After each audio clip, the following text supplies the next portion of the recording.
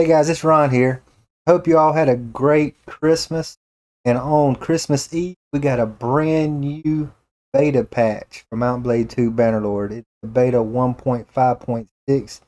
Thing is huge. We've been waiting on this for a very long time. And I'm just going to go through it real quick and just give you the stuff that I thought was the most important. We're going to start scanning down. We have a whole bunch of single player crash fixes. We got some performance things, localization. The important stuff starts right here with the art. It says we got 14 new villages were added, and more importantly, we have 26 new battle terrains added. About time we have some new battle terrains. The next thing I'm gonna skip down to is got some animation stuff, campaign map stuff, and right here I want to highlight some stuff right here in the UI. We have a change. We had changes to the settlement nameplate events. Now, whenever you don't have to click on a town, you can just go. You can just go. Just look at a town, and it will have a little icon that tells you if there's a tournament going on, or if there's missions or anything to do. You don't have to actually enter a town and go to the tournament grounds just to check for a tournament. This can be very helpful early game when you're running around doing all these tournaments. Okay, the next thing that I thought was important is it says removed need to be in the same party requirement for the character developer. You'll now be able to grant perks to clan members without moving them to your party.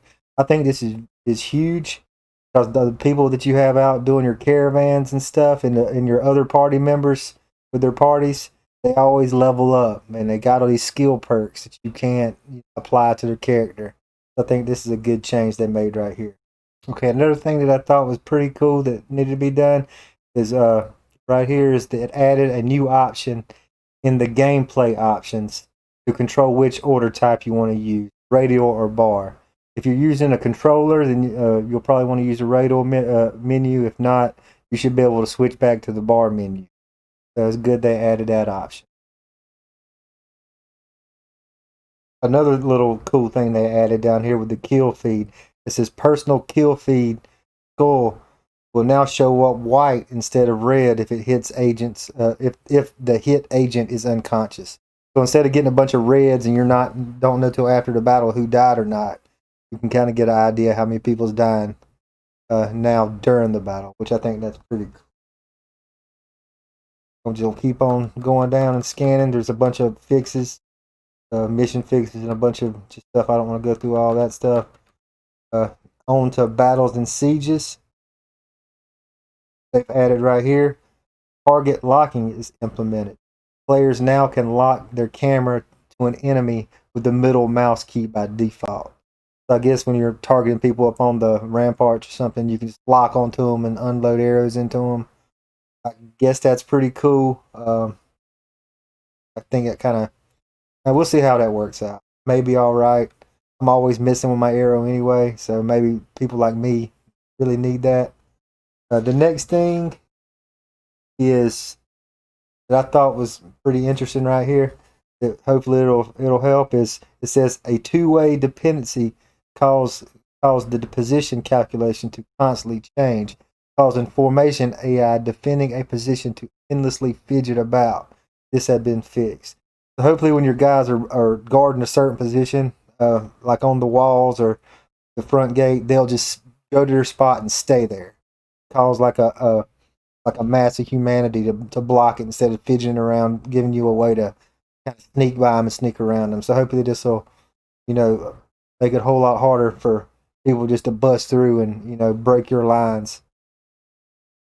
Okay, we're going to move on down to character and development system. Thing I want to point out of this is it says they added two-handed arrow deflection mechanics. Arrow deflection perks from two-handed tree to now let heroes deflect arrows and bolts while blocking with a two-handed sword. I don't really know about this. I'm sure the people that love two-handed weapons would really like this. I think that one of the downsides that using a two-handed weapon is the fact that you don't have a shield that makes you more susceptible to get shot by ranged weapons. But we'll see how this works out. Maybe it'll be high level perk before you can implement this. I don't quite know, but I definitely think it should be a whole lot hard. You should be a whole lot harder to deflect arrows, and you would need to be like pinpoint accurate with your timing. I don't think you should just be able to just hold the block button and just hold your two-handed sword out and just it automatically deflects all the arrows. I hope it don't work like that, but we'll see about that. And now they have various perks that they've fixed. It says they added non-combat related perks, uh, non-combat related ruggery perks, added one combat related stewardship perk, added 5 combat related medicine perks, added 6 different perks affecting related to prisoner recruitment update, which are now available to all NPC lords. Okay, we're going to move on down here to Clan and Party. And there's this very first one. It says, a new feature named Emissary System has been added to the game. With this feature, when a companion or family member is left in a town or castle, the main hero will gain relation with the nobles and notables in that town or castle with a success chance. This chance increases with the charm skill. Additionally, when the companion of the family member gains relation, she will also gain some experience according to the importance of the hero whose relation was improved with. Importance level, kingdom leader, clan leader, notable leader, that order. Okay, that's pretty cool. You could drop somebody off in a town and raise your relations with the guys there. So, I mean, that'd be a good idea for trying to get higher level troops. You can drop off, emissaries in certain towns where you want to get, say if I want to get some Valandian knights, I could drop off a couple clan members, maybe my brother, maybe my wife or something in a few towns, and let it build up relations with the notables there. And then I could come back in and all that relationship I got with those guys, maybe it'll give me some higher level troops, give me some squires or something like that. I think it's pretty hard to get some of these higher level troops, so this would be a way to kind of speed that up a little bit. Okay, and it says right here, also another thing they changed, the prisoner recruitment process has been completely changed. It says each troop has required conformity value to be generated by the party to be recruited. This value is based on troop tier, so the higher the troops will be harder to recruit. Owner party will generate conformity per hour for a random troop. Higher leadership levels generate conformity. Okay, so it's just going to make it harder to get troops. You have to have them in your party longer, and the better the troop tier, the longer it's going to get. So you go, of course. I mean, you're going to be able to get the low levels, like always, the looters and stuff like that quick. But to get that cataphract or something like that, it's going to have to work on him for a while. Okay, another thing that I saw was really huge is marrying off clan members is now possible. So I mean, you can marry off your brother, or marry off your some of the other clan members. I really don't know. I mean, this is cool, but I don't see how this is going to be really important to you until alliances or something like that is implemented. Right now, if you just marry somebody off, from all it's going to really do is make you lose them. They're going to leave your clan and go to the other clan. But hopefully, in the future, you can marry them off, and then to that other clan or that other kingdom, and maybe it'll forge some kind of valuable alliance to help you, later on in the game. So it's cool that they got this you can marry people off, but I don't really see a purpose right now. Maybe I'm wrong, but we'll see. Okay, and another huge thing down here, it says fixed a bug that didn't allow the player to pick his or her child as their heir, and also didn't allow children to have a party after becoming 18 years of age. So yeah, you can finally make your kid your heir. So that's very huge. I saw a lot of people complaining about it. Okay, we're gonna move on down. We're gonna keep on going down and see what we got going on. Kingdom and diplomacy. This is a huge. Everybody's been talking about this for a while. It says rebellion feature added. It says loyalty and security is affected by many things. A town being recently captured, starvation, mismatch of ruling clans, culture, and settlements culture, raiding villages, governor, skill perks, a strong garrison, kingdom policies, etc.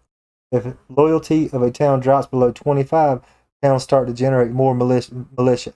This militia represents armed and angry people of the settlement. Thus, As loyalty drops further, less of them will join the defense in case of a siege.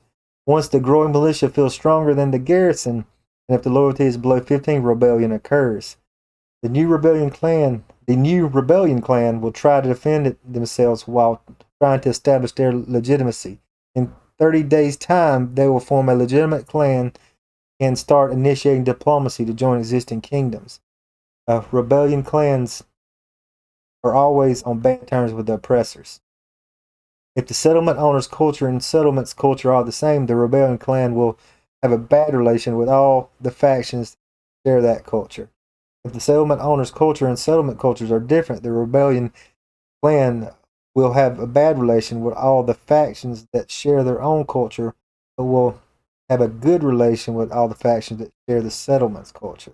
Okay, so they just added rebellion. This is something that now you're going to have to be worried about when you take over a town. You're going to have to leave. What I get from this, you're going to have to leave a garrison there. Because if you just try to, I do this all the time. I'm guilty of this because I don't want to pay my garrison.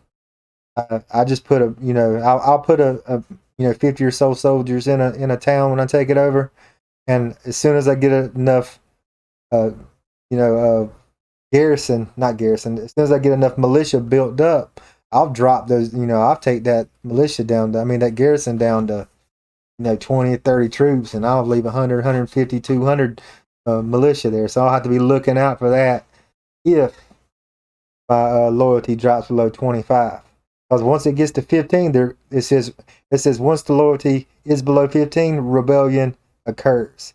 So if they have a strong militia, stronger than the garrison, which I wonder if it's going to go by troop strength because militia are usually pretty weak.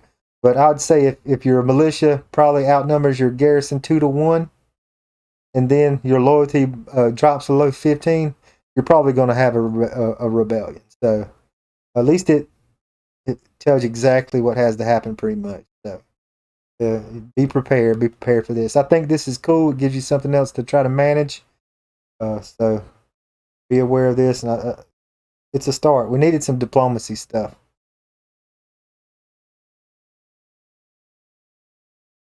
Didn't really see anything else in here I wanted to go over. Okay, the next we had some economy and trade, some crafting stuff. Right here is settlement action. This is pretty huge too. It says the number of notables was constantly decreasing. This has been fixed. Number of notables in towns and villages is now also related to the prosperity value of towns, hearth values of the village. Yeah, and later, the further you got in the game, it seemed like you'd get to some villages, there'd be no notables left. It'd be just pretty much a useless village to you. So I'm glad they finally got that fixed. Okay, we'll keep on going. Down in quest and issues. Okay, and it says right here, it says main storyline quest, destroy raiders has been implemented. It says 2 new conspiracy quests named disrupt supply lines and conspiracy base of operations added to the. So here's another main storyline quest, and here's kind of that conspiracy quest that kind of dead ends. Here's some, looks like some things they added to it. So it don't say they're finished. It just says they added a quest. And they added some quests that, it's still not a finished main storyline, but they just, like they, Tell Worlds works on everything. They just work on everything a little bit at a time. So there we go. Got those 2 new quests. Okay, there's only really one more thing important I want to go over. I'm just kind of going down here. We got some fixes, multiplayer stuff, nothing game changing. Crash fixes, some art, UI stuff, some performance stuff. That's always good. Down here in combat, this is the last thing I want to talk about. It's the shield mechanic changes. It says increase the block cone for opposite direction blocks. Weapon blocks to the opposite direction of an attack will make more sense if in regards to the weapon position be ever so slightly easier. It also says made it slightly easier to hit around shields when they are in the wrong direction and the user is rotating away. Before you would be stopped by thin air too often. So then they have like a little way you can click in to get more information about it. So these things kind of in a way kind of sound like they work against each other is right here. It says increases the block cone for opposite direction blocks. Then in the very next sentence it says makes it easier to block around shield. So hopefully these balance out in a way that this does get better and they don't just cancel each other out. So we'll see how that works out. Because I'm guilty all the time of blocking in the wrong direction, and somehow or another I'll still get the blocks. So maybe that did need to be tweaked. So we'll see how that all works out. Okay, and it says they got some modding tool. There's a modding beta kit. That is about it. And it looks like they've already had a beta fix, pot fix happen today on Christmas. Fix the crash. Okay, we'll see how all this stuff works out. I mean, this seemed like a very huge patch, so I wish we had some alliances. The things that I'm really waiting on before I feel like this game will be getting close to where it needs to be, you know, till we can call it a finished game, is we need some alliances and we need our siege battles fixed. I mean, they need to do whatever they got to do to get those sieges fixed. I mean, we need to, people need to climb the ladders, all the ladders at the same. I mean, it's simple. I'll make it simple for you, Tell Worlds. Whenever your people need to go up the ladders, every single ladder at the same time. We need to have a more dialogue options. I want to feel like there's a reason to get to know these individual lords. I think that's important. I want to feel like that I want to get you know, somebody's cousin, brother, wife. I want to have a reason to talk to them. Right now, you pretty much only have a reason to talk to the clan leader, and that's only to try to you know, convince them to join your kingdom or something. So, I mean, this is what we got. It's huge. I mean, there's a lot of good changes in here. We'll see how they all work out in the long run. But that's all I got for you today. I hope y'all have a great rest of your Christmas. Till next time.